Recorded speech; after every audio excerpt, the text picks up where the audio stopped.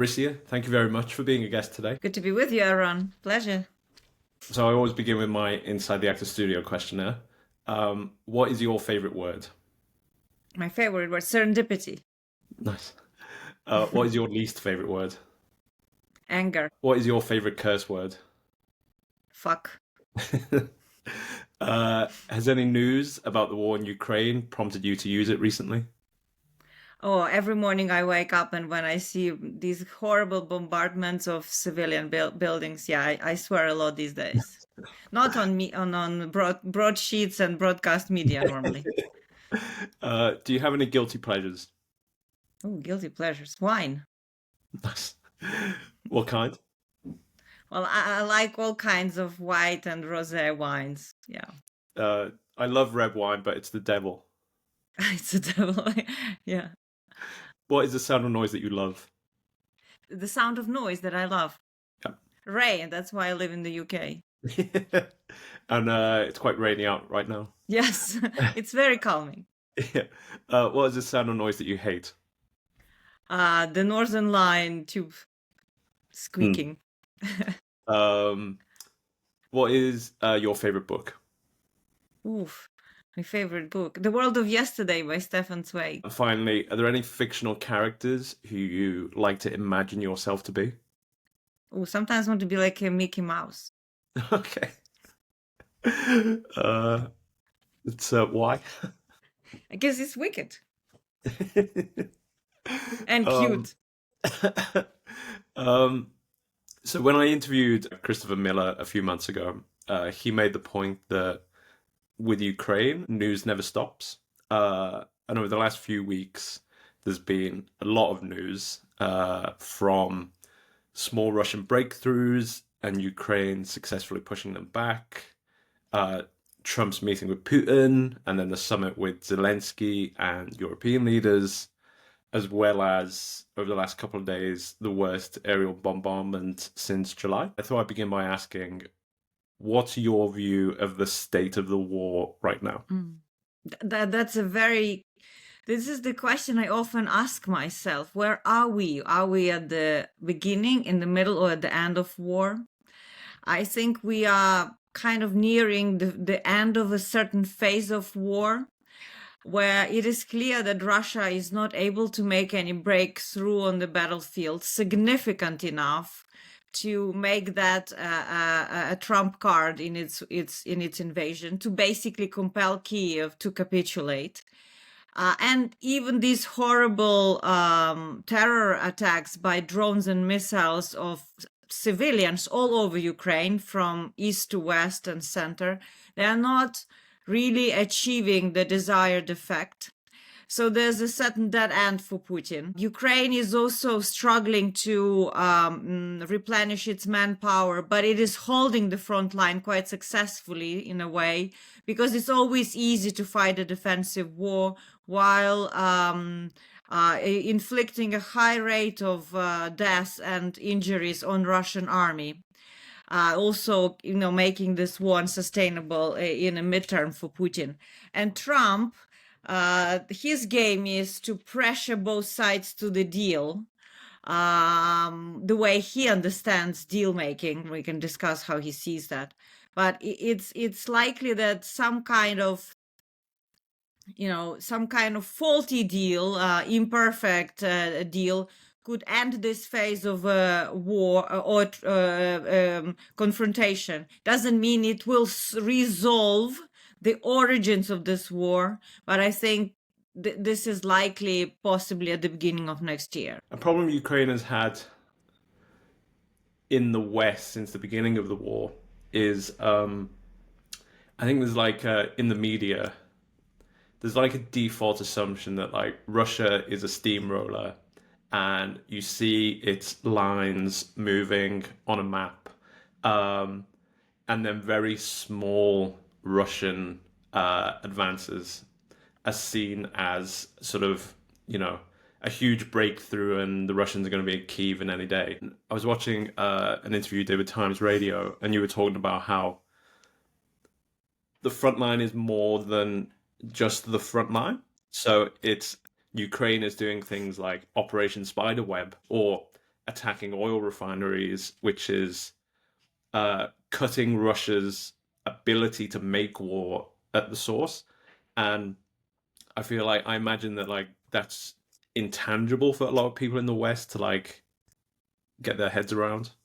Yeah, I think what is complicated was what we, as even analysts and audiences in the West, we don't have the language or the understanding of modern warfare, because that was always a realm of narrow group of specialists working in the MOD. And I remember when the war started, my background is more in, domestic politics, reforms, post-Soviet transition from, totalitarian system to democratic system. So what was watching more development in the region in that realm, and security was there on the margins, because Ukraine, there were some threats to security, but it was never so expressed. So when the war started, one of my colleagues in Chatham, he said, I'm going to make you a drawing how the war is fought. And he made me this multi-dimensional graph saying, this is the land, this is the air, this is the space, and all of this is connected.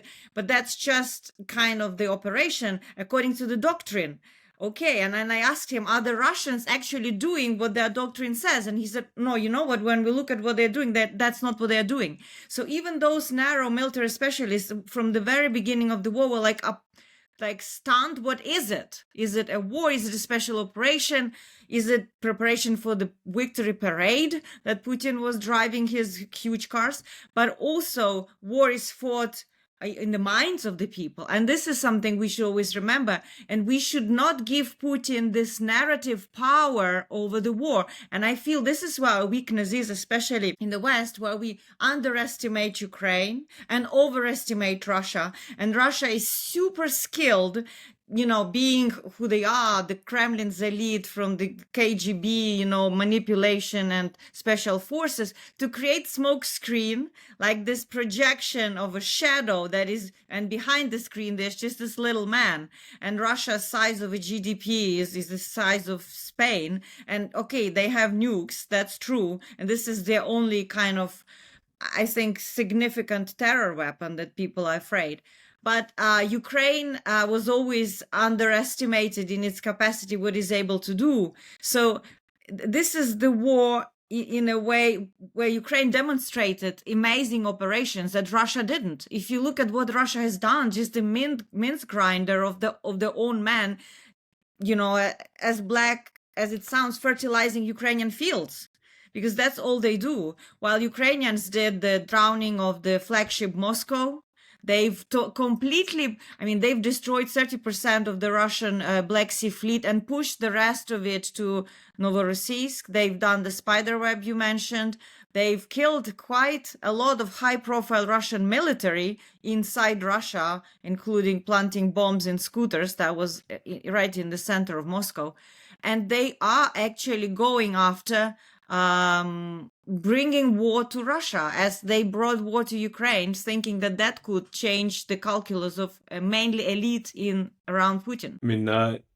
It does always frustrate me when you alluded to like the Putin regime is very good at projecting an image of a huge, inevitably successful Russia.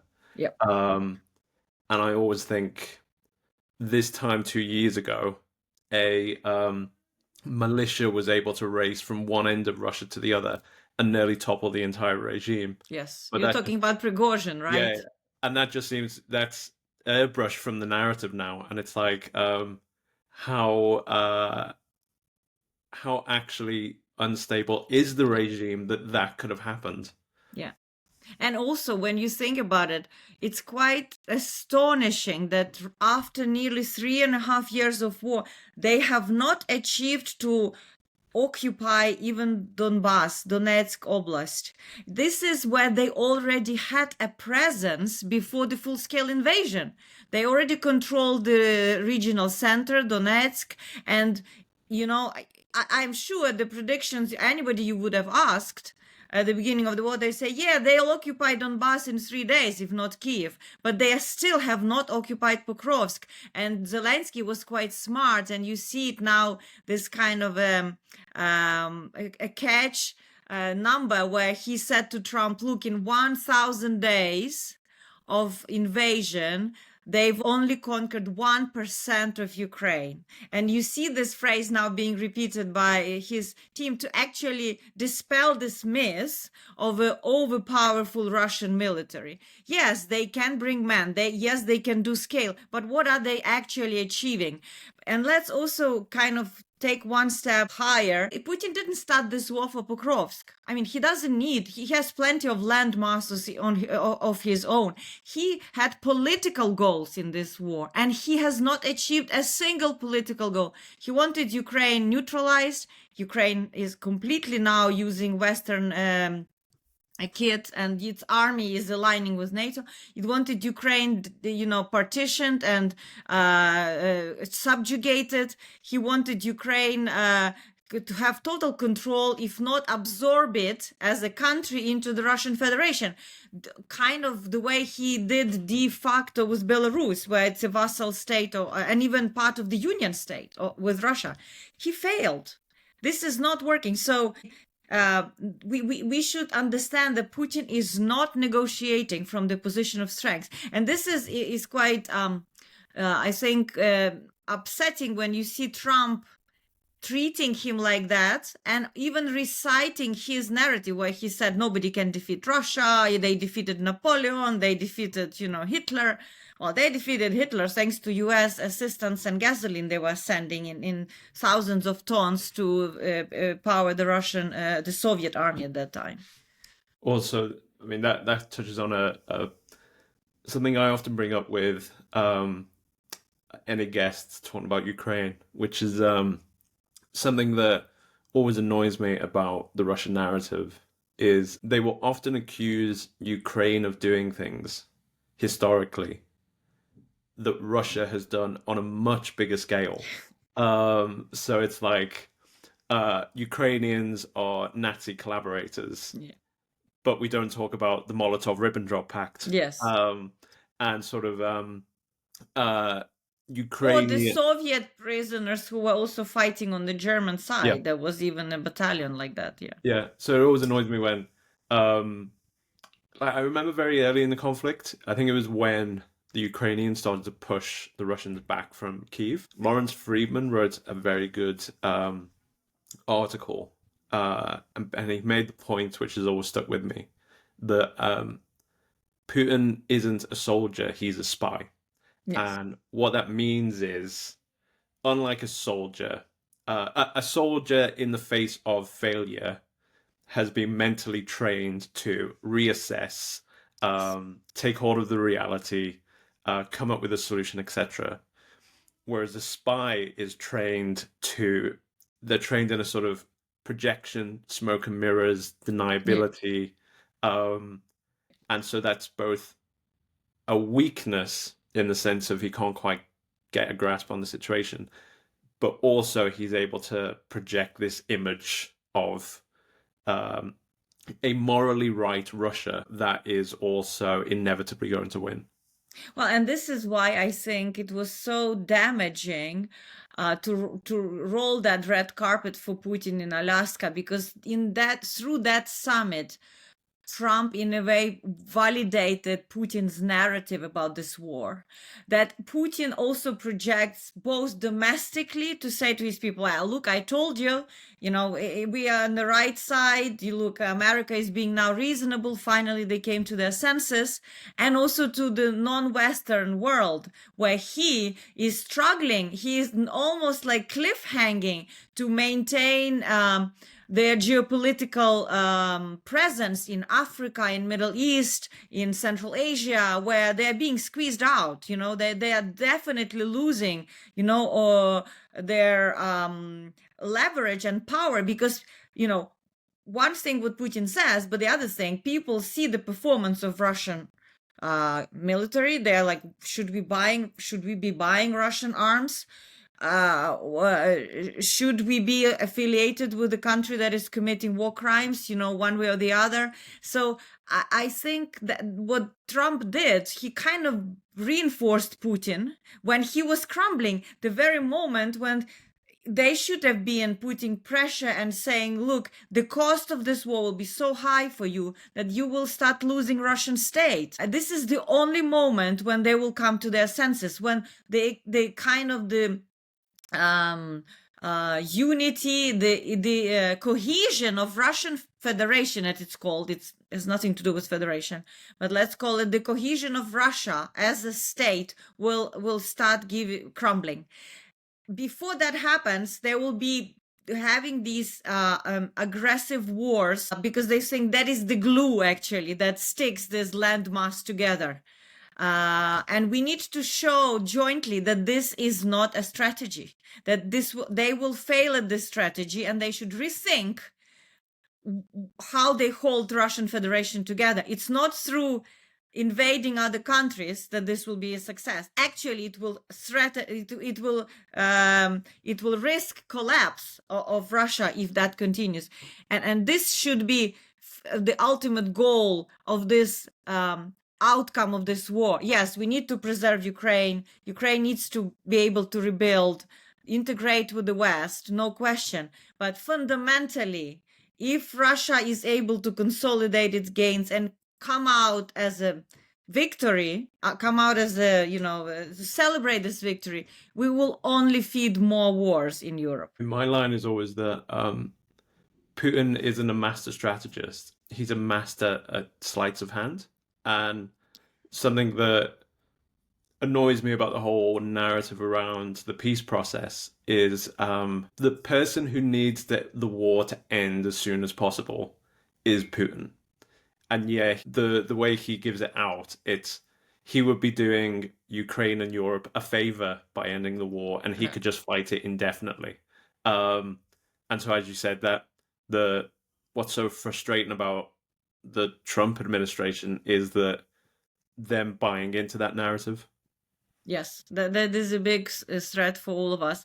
And that is why I think that meeting last week in Washington, as they call Ukraine summit, but Zelensky and European heads of states, was so important, because I think Putin is trying. It's basically like a tug of war for Trump between Putin and Europe. This is where we are right now. Trump wants to stay away from it, saying, well, I'm just a mediator, I'm going to put warring parties at the table. But that's not what it is, because America is invested in European security. America has troops in European continent. It's 50% of NATO. American general is leading NATO force. So it's delusional to think that you can be this kind of neutral deal maker just for the sake of peace. And I think the more time goes, the more Trump understands that, maybe he wishes it to be, but there's a reality on the ground. There's also the fact that American industry is making significant money from European procurement for Ukraine and for Europe and everywhere, right? I think that we still are not sure whether Trump is willing to put pressure on Putin. Right now, he was in the pleasing operation. He was, have a right with me. Here's the carpet. Putin was also, here's the portrait for you. I prayed for you. They were all like trying to say, oh, we are like best friends. But that's not the case. This specific Russian ideology that Putin has so successfully, I would say, built in Russia stands on confrontation with the West, and America is the kind of the pinnacle of that confrontation. And this idea that Trump can split China and Russia in order to weaken China is delusion, because for obvious reasons we can discuss. But this is what drives Trump. He wants to have a deal, no matter what. Good deal, bad deal, just a deal, to stop the war, to stop the fighting. And then he wants to split China and Russia. And this is what drives these are his main intentions. So it seems to me that there are two peace processes going on right now. There's the one that Trump thinks he's negotiating, and he's bringing together all the big players like only he can do. They're all agreeing with him and saying how smart he is and how great his ideas are. And in next to no time, there'll be a deal that everyone's on board with, and he'll receive the Nobel Peace Prize, and everything be great. And then there's the actual peace process, which is Ukraine, Europe, and Russia trying to shape the reality on the ground for the future. And whether that's Russia trying to consolidate more territory, if it's Europe trying to get a reassurance force inside Ukraine. So it seems to me like there are these two processes: the one that Trump thinks he's doing, Yeah. and then the action. All the players know what the end state actually is going to be like, and they're trying to shape it under the cover of Trump's delusion, for want of a better word. Yeah, I think it's quite accurate description with one caveat. Yeah, this one is more like performative. It's like a theater that there's this drama that's like, oh, maybe it's a comedy or farce, you know. I think it's like a farce of a diplomacy, because I would say that the true diplomatic process has not started, because Putin, like you said, is stubborn because for all these obvious reasons of his background, and he believes he's winning and he's not giving correct information. Okay, so he's stubborn, and we see Russians pulling back to these Istanbul talks that were in 2022 when Kiev was threatened by Russian army, and they say this is the agenda. They know it's unacceptable for Ukrainians. They know this is a no-go. So I would say the real peace process have not started yet, and it will not start in genuine manner until several factors. First, the summer fall campaign is over. It's in full sway. The results of that, how Russians will assess, we don't know whether they'll think it's success or failure. Then whether there will be any pressure from America on Russia, because that hasn't happened, and I think that's why we do not have Russians seriously thinking about negotiations, and Ukraine's own I think ingenuity in this fighting the war, the way we described, whether Ukraine will be able again to put more assets that will neutralize Russian army. So what they're doing right now, you mentioned the bombardment of oil refineries has an effect. For sure, Russians extended the export ban on fuel. There are queues at the pipe. The prices will go up. Yes, that's not enough to stop the war, but it's a cost. But also they again yesterday took down one of the ships in the Black Sea that disables or limits Russian strike capabilities, and this is what it is. So all of these factors have to be in place for genuine talks to start. That we are not there yet. I also feel like a lot of people have sort of moved on and forgotten the significance of Operation Spiderweb. Given that the one frightening thing that Putin can refer to is Russia's nuclear capability, and Ukraine dealt a huge blow to that as a tool, as a threat, and I feel they haven't quite gotten the recognition for what they pulled off. You mean the Russians didn't realize it, or the West? Everyone. It seems to have quickly moved on. Yeah, I think the Western militaries are learning lessons from Ukraine. I think one of the clear kind of outcomes of that is that Russia always kind of gambled on its strategic depths, meaning that it's such a large territory and you cannot reach some of these assets, airfields, that they are protected, and that gives them power over smaller countries, like, let's say, Poland. Yeah, right? Okay, it has only, or even Ukraine, right? Russia demonstrates consistently that it can strike Ukrainian targets all the way, near the Polish border or near Hungary, like they did last week by hitting the US factory.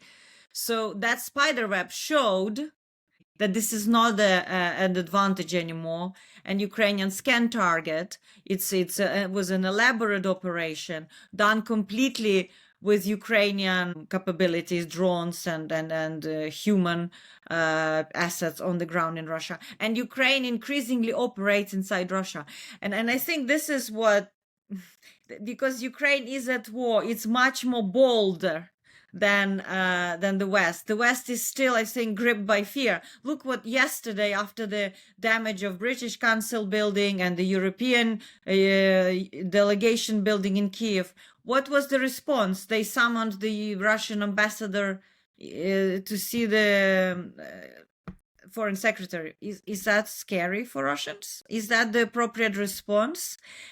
This is where Russians have a free hand, because there's no retaliation for their crimes. As we kind of touched on, Europe kind of knows what it wants. Ukraine knows what it wants. Russia knows what it wants from this conflict. But they all also have constraints on pulling it off. Ukraine, it's manpower. Russia, it's having the economy and the finances and the equipment to carry on the war. For Europe, there's a lot of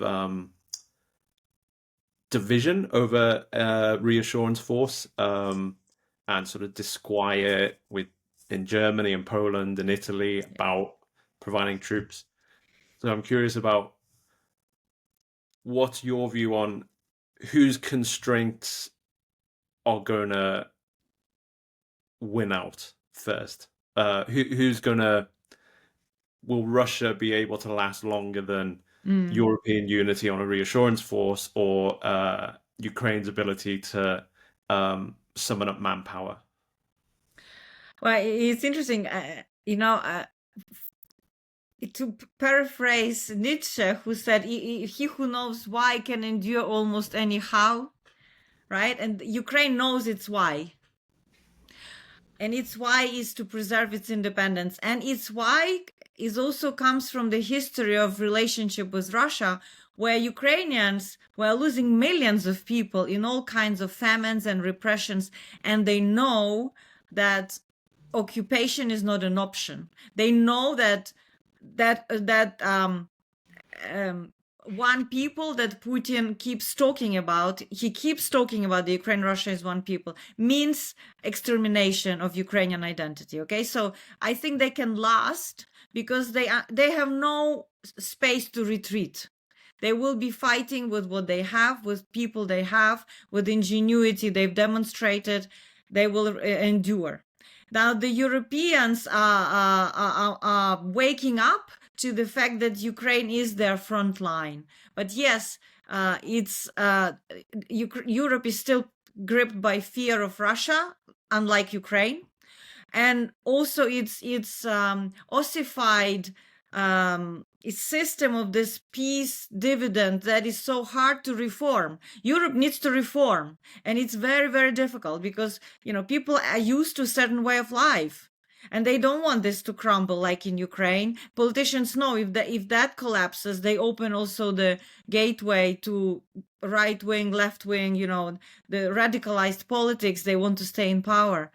So they're playing this very intricate game. On one hand, making the right statements about Ukraine, but not making the right investment in Ukraine and its own defense. And this is the best time for Putin, because he also knows his why. He actually put his why on paper in December of 2022.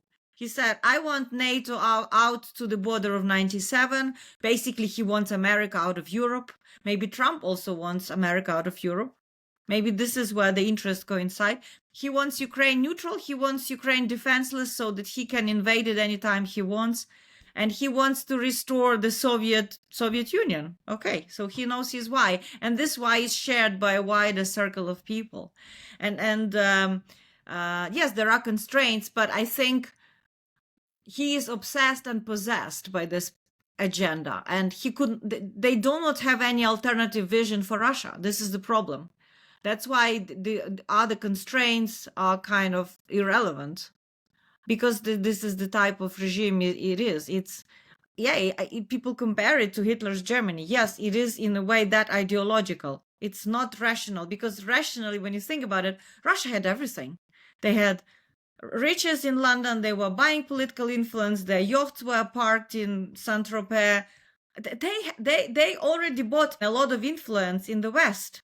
They didn't have to go to war, but no, they want control and power over this, not just, I don't know, the luxury of it. No, my joke is that sort of Putin has Hitler's ambitions, but only Mussolini's capabilities.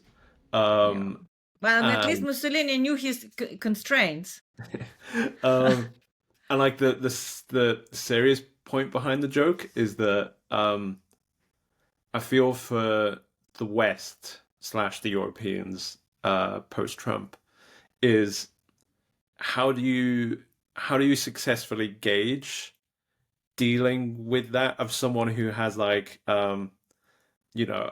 world empire kind of ambitions, but a really severely limited military. And I feel that a historic problem Russia has, way before Putin, going into maybe like the 19th century, is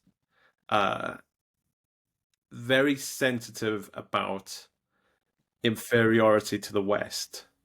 So they project an image as a very scary, powerful player, and they're so successful in scaring the West that the West pours resources into becoming even more powerful than Russia. And that cycle just like continues. And for the West, it's like Europe is being so successfully scared by Putin's Russia that they're going to pour even more money into becoming more military advanced than Russia. And it's just this, again, Putin isn't a master strategist. He's just good at sleights of hand. You know, it's interesting. At the core of this obsession lies a Russian desire to be a powerful country, not a normal country. And I remember talking to the Nobel Prize laureate in literature, Svetlana. She wrote Secondhand Time. She was talking a lot in Russian to the Russians after the collapse of the Soviet Union. Yeah, the book called The Secondhand Time, and she told me they do not know what to do with freedom. They are puzzled by having a freedom as an individual. It's this kind of disquiet of freedom, discomfort of it. And they don't want their country to be normal. They want it to be great. And I think this is where we should be very careful not to put oil on fire into this sentiment. No, Russia, like everybody else, should be a normal country. What's wrong with it? We should not please them for to pretend that we are playing this game. We should say, no, you're just a normal country. Ukraine has the same right to be sovereign as Portugal. You have the same right as France. France is not invading Algeria again to restore its control over it, right? Or UK is going to invade India to restore its empire, right? No, it's Great Britain, but it struggles with that. With that adjective. Russia acts upon this adjective, not just feels that it's great. So we should be very careful about not fertilizing this. We should actually do everything to start putting Russia back in the box and curtailing that narrative through all kinds of means. First of all, how we behave. because again, and be very careful not to recite Russia's myths. Like Trump recently said, yeah, it spans 11 time zones, it's so big. No, it doesn't span anymore 11 time zones. It was during Soviet time and other things. So there are plenty of blunders that our leaders are still doing. And I think we can learn a lot from Ukraine, because I remember at the start of the war, yeah, it was scary, but people said, you know what, Russia, it's colossus on clay feet. We know it because we are so close to it. Look at the problems they have in human development. No toilets, no pipeline water outside of Moscow. Yes, they have some military capabilities, but now they're cannibalizing the Soviet tanks. Take 5 tanks, make one good tank and go fight the war, right? So let's take Russia for what it is and make it a normal country. In terms of big picture, something that's always fascinated me since the start of the war is the role of China. And I think it's, there's the whole narrative about like axis of authoritarianism and like that. But I've always thought China's been playing a very smart game, and also is probably the best positioned of all the players in terms of the future, because I always found it interesting that up until the sort of disastrous Oval Office meeting with Trump, Zelensky was always very solicitous of China. Like, even though China was giving such important support to Russia, he would never really criticize it. He would always give a nod to Beijing in terms of a peace process. And then it was only after the Oval Office meeting that Zelensky called out Chinese troops fighting in. And so in terms of like grand strategy, I've always been thinking China's slowly displacing Russian influence in Central Asia. And the more the war goes on, the more China can do that. It's also probably in China's interests to have a well-armed, militarily successful, advanced Ukraine that is of Europe but not in Europe, that can be a check on Russia in the West, should Moscow decide to shift its focus east. And so I've always felt it's not simply just Xi and Putin best friends. There's a much more insidious, very smart strategy going on in Beijing. I don't think they are trying. They understand its personal relationship, but clearly, unlike Trump, Xi is not playing best friend with Putin. There's a big difference even in body language and the way the two of them are. I think actually out of all big players, China could have a power over how this war ends, because Russia is dependent a lot more on China than on the West, given that we've sanctioned it quite a lot. But also, it's interesting that Chinese foreign minister, when there was this China-EU summit, said, we will not allow Putin's defeat, right? And it's not clear what they fully mean by that. Is it a regime change that they will not allow? And they said if we supported this war would be over in a few weeks, right? Meaning that we are not really providing Russian direct, we are not selling our weapons to Russia, we're not giving our weapons to Russia, which Russia, I'm sure, wants. They are trying to make this argument, look, America is selling weapons to Ukraine, why aren't you doing it to us? But they are not to this stage. I mean, this is Ukraine's nightmare if China will start seriously backing Russia in this war. It's doing it right now through its proxy North Korea, right? It's and Iran to a degree. So it's keeping at arm's length. But its game is much more subtle. I think overall they are okay with this war to last, and America being embroiled in it for as long as possible, so that they don't fully refocus their attention to Asia Pacific. And this is where Putin serves them good. And because Putin is cornered, they know Putin's cornered because, like we discussed, he hasn't achieved anything in this war, only undermined his economy. They're getting cheap resources. They are getting Chinese goods to Russian market because nobody else wants to trade with Russia, given Western companies exited Russia, a lot of them. So China has the Russian market, gets Russian resources. And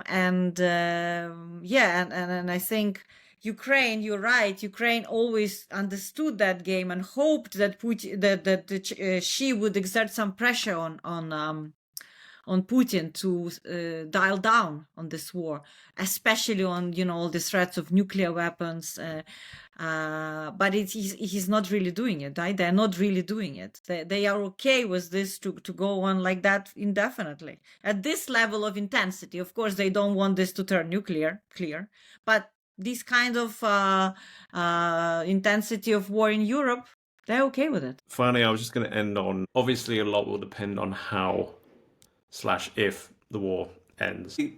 In the West, we see sort of Zelensky at events, at the White House. There's the speeches to Parliament or the European Parliament or whoever. So he's who most people see of Ukraine. But actually, there's a lot of political tensions in Ukraine. So I'm curious about, how do you see that playing out after the fighting ceases? Yeah. So Ukraine, the political culture of Ukraine is very pluralistic. It's very hard to actually create a majority in Ukraine.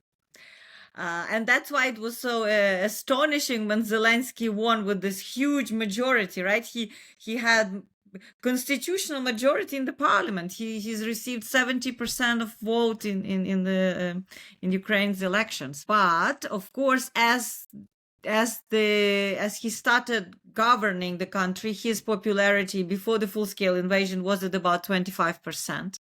And then when Russia invaded Ukraine, it skyrocketed again to 80%. And I think Ukrainians fundamentally understand that right now they need to preserve cohesion because they are fighting the war. So political opposition, journalists, they're very cautious at attacking Zelensky directly. Even there was this last protest on the anti-corruption agenda. The slogans were all about the issue, not demanding, resignation of Zelensky. And I know that protesters were even self-policing to make sure that there were no provocations, calling for the stepping down for the president.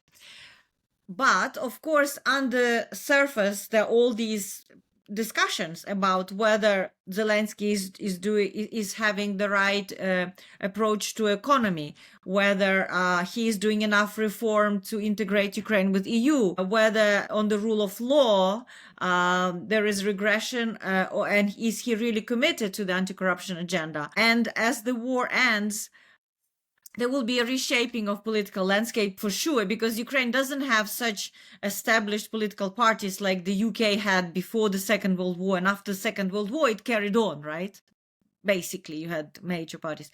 There will be new political parties. Zelensky's political party is losing popularity as such, but he, as a leader, has still popularity. Whether he will run, it's an open question. I know that Zelensky's and his team is trying to also bring in the new blood into the team from people who were fighting and who had war experience, the veterans. They are now announced that the office of the president will hire more and more people who have combat experience, veterans, to around the country. So they're clearly preparing for this election campaign by bringing in new faces, new blood into the system. Poroshenko keeps playing it as a major opposition party, some check on Zelensky. So even in war times, given the martial law, there is still some politics, and Zelensky doesn't have an kind of unconstrained power he is constrained. He's constrained by media, by political opposition, by public opinion, and he takes this into account. As we've seen with this last protest, he course corrected, he did the right thing that protesters demanded, and Ukraine remains on track of European integration. Finally, it's probably like the standard question, but what's your caveated realistic hope for, say, the course of the war over the rest of the year? Well, I think we have to care. My hope is that European-Ukrainian tandem will win in keeping America committed to European security. That Trump will not abandon Europe and will not sell Ukraine down the road. There may be some reform of that alliance, but the alliance maintains. That is what is so important. And I do hope that Russians fail with their campaign, that then if Ukraine manages to deny Russian success on the battlefield, that is a good hope. That's good news. And I'm hopeful that they will be able to do it, because that's the way to change calculus at some stage. That's our best hope at changing calculus. And then if peace process collapses, towards the end of this year or this fall, that America will pursue this different approach of peace through force, and then they will really implement these secondary sanctions on Russian oil and gas, and that they would not play this reset game with Putin anymore. Say, we gave you a chance, you didn't want to do it. Now we are taking a different approach. That's my hope. Orysia, thank you very much. Thank you. It's good to talk.